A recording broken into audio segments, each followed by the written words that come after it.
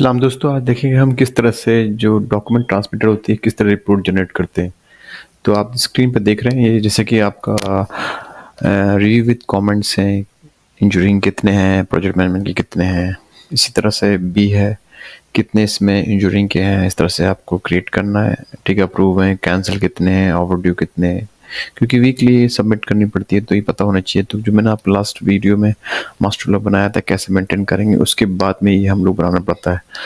तो मैं थोड़ी शॉर्ट वीडियो बना रहा हूँ ताकि इजी समझ में आए। कोई अगर आपको सवाल है तो आप कमेंट बॉक्स में भेजें, तो इंशाल्लाह मैं आपको जवाब दूंगा। तो इस तरह से आप जनरेट कर सकते हैं और थोड़े नेक्स्ट वीडियो में दिखाऊंगा मैं किस तरह से आप शॉर्ट आउट करेंगे, कैसे मास्टर ब्लॉक करेंगे और किस तरह से ये आप करेंगे, ताकि अगर कहीं भी आप जॉब में जाएं तो ईजी आपको एक्सप्लेन कर सके।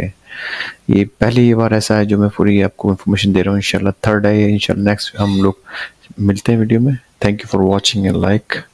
इंशाल्लाह। अस्सलाम वालेकुम।